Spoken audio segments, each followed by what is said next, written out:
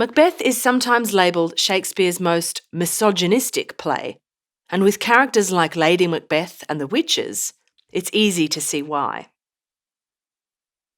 But if we scratch beneath the surface, we can find Shakespeare subtly exploring some of the shortcomings of the very rigid gender roles of the time. Firstly, we have to remember that traditional gender roles were heavily influenced by the Christian context. A central idea was the biblical command that women should be subordinate to their husbands. Shakespeare's characterisation of Lady Macbeth seems to be a critique of women who don't follow this rule. Her negative portrayal begins almost immediately.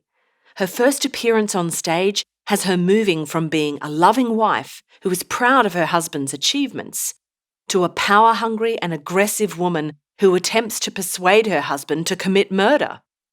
This kind of behaviour from a woman would have been frowned upon in Shakespeare's time, as his audience would expect Lady Macbeth to be obedient and supportive of her husband, not boss him around. Lady Macbeth's soliloquy, a speech made by a character through which they share their inmost thoughts with the audience, in Act 1, Scene 5, shows her to be ruthless and ambitious. She moves from a tone of admiration of her husband's achievements to a sinister murder plot. As soon as she hears about the witch's prophecy, she speaks with certainty about how it will come true, saying, "Glamis thou art, and Cawdor, and shalt be what thou art promised." She also begins to dismiss her husband's masculinity, stating that he is too full of the milk of human kindness.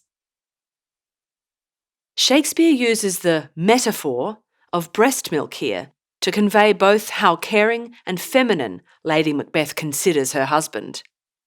This is a criticism of what she sees as his weakness and contrasts greatly to the heroic and masculine character we have heard about so far. She continues to consider an evil plot to help make the prophecy come true, and wishes that Macbeth would return quickly so that she may pour my spirits in thine ear, and convince him to murder Duncan. Shakespeare's use of metaphorical spirits builds on the existing demonic supernatural theme established by the witches, and extends the connection between women and witchcraft to reflect Jacobean stereotypes of women's evil nature. Lady Macbeth's ambition and confidence in decision-making is the complete opposite of prevailing gender roles at the time, and its negative portrayal feeds into the social view that women should be submissive and obedient. Lady Macbeth's dominant position in the relationship is most apparent when she completely changes Macbeth's mind in Act 1, Scene 7. Watch as the power balance shifts between Macbeth and Lady Macbeth as the scene progresses. Macbeth's characterisation in his soliloquy reflects some key masculine qualities, such as his rational weighing up of the situation. Essentially, he makes a pros and cons list for the killing of Duncan. He is mostly worried about the consequences, using the metaphor of the poisoned chalice to show how the great reward of being king would be overcome when someone came to murder him and seize the crown. With the negatives outweighing the benefits, he lets the matter rest.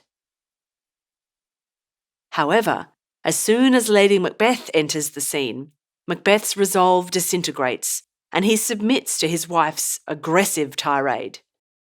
Lady Macbeth first attacks her husband's masculinity, saying that he is a coward who is all talk and no action.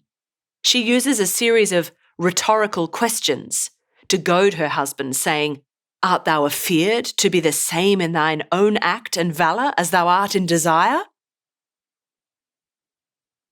She also says that he is like the poor cat who wants the fish in the pond but won't get its paws wet. This simile suggests Macbeth's cowardice and lack of ambition. Macbeth tries to defend his masculinity, saying, "I dare do all that may become a man. Who dares do more is none." He means that being a brave soldier and killing men in battle is one thing, but crossing the line to murder the king and a guest in his own house makes him a sneaky villain, not a man. Unconvinced, Lady Macbeth goes on to prove her own masculinity, or rather lack of femininity, by claiming that she would prefer to pluck her own child from her bosom whilst it was breastfeeding and dashed the brains out before giving up on the opportunity to kill Duncan. This graphic and violent imagery contrasts with the tender image of a mother feeding her baby, characterising Lady Macbeth as full of ruthless resolve. Macbeth seems to have been bullied into submission and simply asks, "If we should fail?" To which Lady Macbeth begins another rousing speech, urging him to simply be courageous and screw your courage to the sticking place and we'll not fail. She now controls the scene and outlines the plan that they should follow for the murder of Duncan. Her speech here is a clearly structured argument, echoing the careful reasoning of Macbeth's earlier soliloquy. Macbeth's response to this is pretty crazy.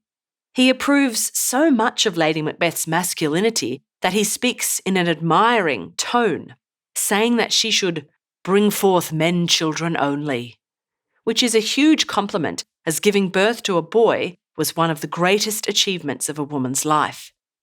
The power shift that we spoke about earlier is complete when Macbeth agrees to go along with his wife's plan. He says resolutely, "I am settled," indicating that he will now take the submissive role in the relationship and let his dearest partner of greatness take the lead. But Shakespeare isn't finished with Lady Macbeth yet. Her adoption of masculine traits is clear in her famous soliloquy in Act 1, Scene 5. She commands dark spirits to unsex her, or take away her femininity, and come to her woman's breasts to take her sweet milk for bile. Remember earlier in the play when she used similar language? Shakespeare uses vivid, poisonous imagery here to reinforce her ruthlessness. She uses high modality language to compel the spirits to fill me from the crown to the toe, top full of direst cruelty. The images compound, or gather, with her wishes to make thick my blood, and calling on murdering ministers to enhance this characterisation. But despite the evil impression we get of Lady Macbeth, Shakespeare hints that there may be a bit more to her. The first hint comes just before her infamous baby murdering threat in Act 1, Scene 7, where she claims she has given suck, or breastfed, and knows how tender 'tis to love the babe that milks me. This means that Lady Macbeth has had a child, and since we learn that the couple is without children later in the play, we must assume it has died. This must have had an immense emotional impact on her and, when combined with social pressures to have an heir, could explain why she has so violently discarded her womanhood, a role in which she's failed. Additionally, despite her best efforts, Lady Macbeth is not able to completely escape her sense of guilt. She realises she cannot kill Duncan after she sees him sleeping and she claims he resembled my father as he slept. In Act 2, Scene 2. This shifts the image of Lady Macbeth from demonic to a woman desperate to fill the hole in her heart with a crown. Furthermore, by staging her sleepwalking in Act 4, Scene 1, rubbing her hands as if to clean them of the damned spot, Shakespeare shows that her guilt is all-consuming. The repetition of the spot symbolises her remorse for the murder of Duncan, while her suicide shows that she cannot come to terms with the evil she has brought on the world. Through her subconscious suffering, Shakespeare invites his audience to feel sympathy for Lady Macbeth and shows that she is not entirely the monster that we might have thought she was. But what about Macbeth? Shakespeare presents him as the ideal male, but we soon see some of his insecurities. In Act 1, Scene 2, Macbeth is first described by a sergeant who calls him Brave Macbeth and says that he is like valour's minion. This simile, comparing Macbeth to a servant of personified valour, as well as the comparisons to lions and eagles, noble animals, sets Macbeth up to be the masculine ideal. This scene also idealises Macbeth's violent nature, as the sergeant proudly recounts how he carved out his passage, mercilessly mowing down men on the battlefield. Yet Macbeth is also presented as deeply insecure about his own masculinity, a trait which might derive from his lack of children. In Act 3, Scene 1, Macbeth compares himself to Banquo and rages that he has only served to make the seed of Banquo kings, i.e., his offspring. Macbeth laments that the witches have placed a fruitless crown on his head and given him a barren sceptre, since he has no son to succeed him. The first metaphor of a fruitless crown connects the instability and unnaturalness of Macbeth's hold of power to his unmanly incapacity to have children. The second metaphor of a barren sceptre is far more interesting, as the phallic imagery hints that he blames his own impotence rather than his wife's infertility for being unable to have an heir. Shakespeare suggests that this is Macbeth's real weakness and the crack in his mind. However, unlike Lady Macbeth, he seems to have no real remorse for what he has done. Lady Macbeth's sleepwalking shows the scope of her remorse as she references not only the original murder of Duncan, but the execution of Macduff's innocent family. She asks plaintively, "The Thane of Fife had a wife. Where is she now?" While Macbeth seems to only focus on the violent ways he will keep his crown. Shakespeare criticises the unnecessary violence that Macbeth keeps committing by showing how empty his life is at the end of the play. The staging of the final scenes show that Macbeth is alone in the castle, except for servants and messengers. His most famous soliloquy in Act 5, Scene 5 reveals the meaninglessness of his life, that is, signifying nothing. For all his efforts to prove his masculinity, he has ended up with nothing. Shakespeare further critiques the stereotype that men must hide their feelings by using the contrasting character of Macduff.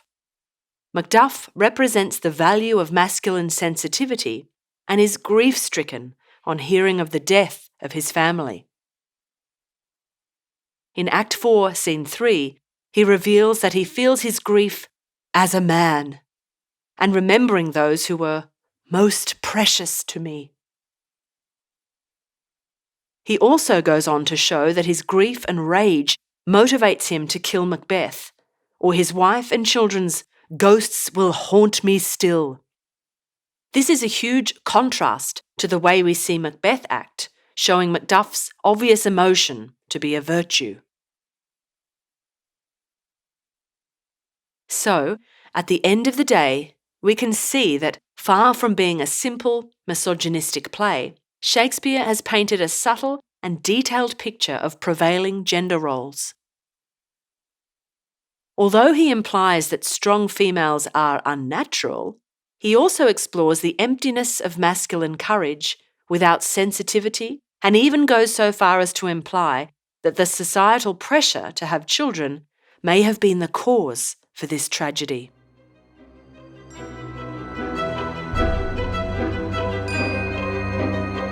We hope you enjoyed this Schooling Online production. For more easy lessons on Macbeth, check out our analysis of the theme of fate versus free will in the play.